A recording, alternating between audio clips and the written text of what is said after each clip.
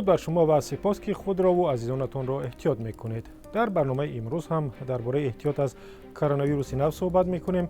رفتار بلاگرهای تاجیکستان را میبینیم که به گفته کاربران مردم را در یوتیوب میترسانند. بعد رفتاری پلکونیکی تاجیک و سگ نامیدن افسر میلیسا بخش دیگری از برنامه.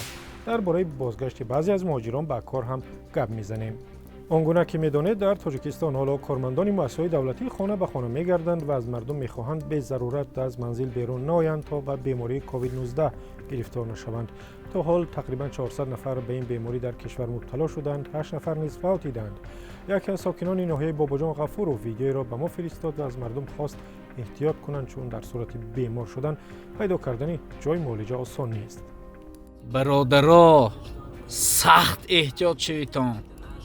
من اینجا دو تا کسال اومدگی سخت واز بین من این بانیتی شیخ برون در نکشود است. جون نیست گیرون برا افتاد.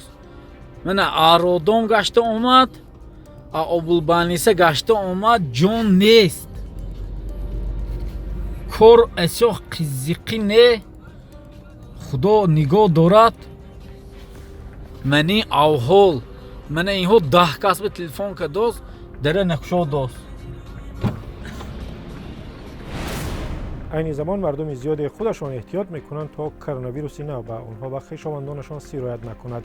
ویدیویی که از دوشنبه گرفتیم بیانگری همین گفته است. سنتری پایتخت مرحمت بیرین، نه ماشین است نه آدم است. التماس احتیاط شویتون. حالت خیلی وضعی کار شوخی نیست. در این بگاه روز از دسته ماشین در شهر گشته نمیشد، حالی ماشین یافت نمیشد. احتیاط در واقع خوب است، اما ترسانیدن مردم و به تعلق انداختن آنها کاری بسیار بد.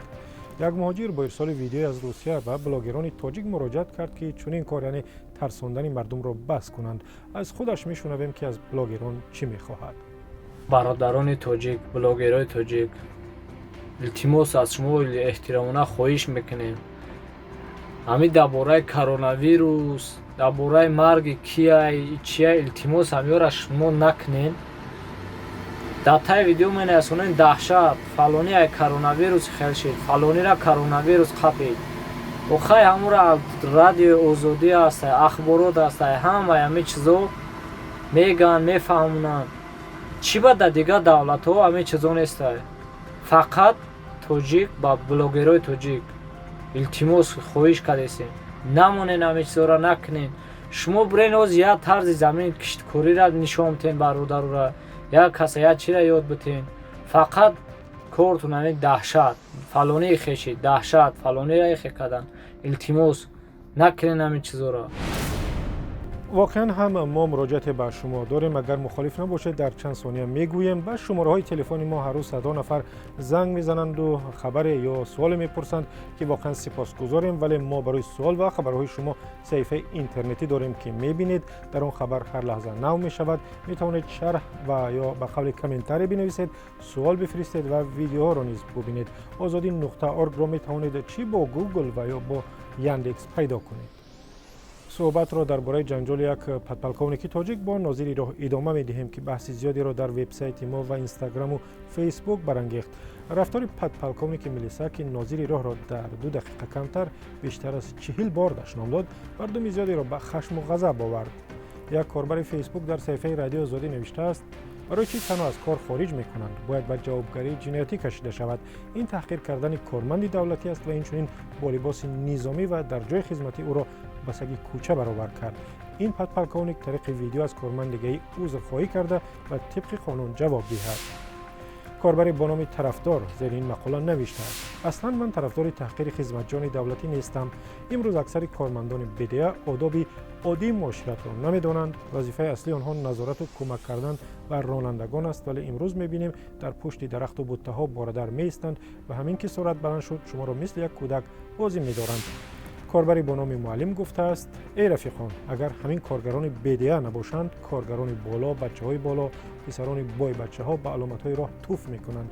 اگر حجت های ماشینتان قاعدوی باشد، علامت های راه را رعایت نمایید، سرعت ماشین را بلند نکنید، راهگذران را حرمت کنید، یگان کارکن بدیه شما را غم نمیدهد. کاربری با نام علی در وبسایت رادیو آزادی نوشته است که جنجال مذکور و آشکارا در نزد رهبرش دشنام دادن ناظر راه بیانگر یک مشکل جدی در تاجیکستان است. او می نویسد این نشانه در فسق و فساد فرو رفتن دولت است، زیرا پادپالکونیک با قول بدتقای خود زنگ زده شکایت می کند. از همین لحاظ پاره و پاره‌خوری در این حالت بر زیان هر دو این کارمندی دولت و یا محافظان ما و شما شده است. برمیگردیم بعد دیدن ویدیوهای شما و به مسکو می رویم که اجازه داد کار در بعضی از ساختمان ها از سر گرفته شود. این ویدیو را یکی از مهاجران فرستاد که طالع او و همکارانش بلندی کرده است و بعد از کرانتین و کم شدن درآمد حالا به کار برگشتند و منبع درآمدی دارند. بچه‌های مهاجر تاجیک کرانتین بود کردن، شکر خدا مایده کار سر کردیم.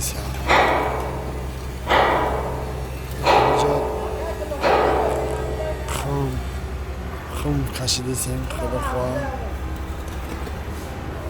اینایش ایشان روز ترامبافکش میکنن.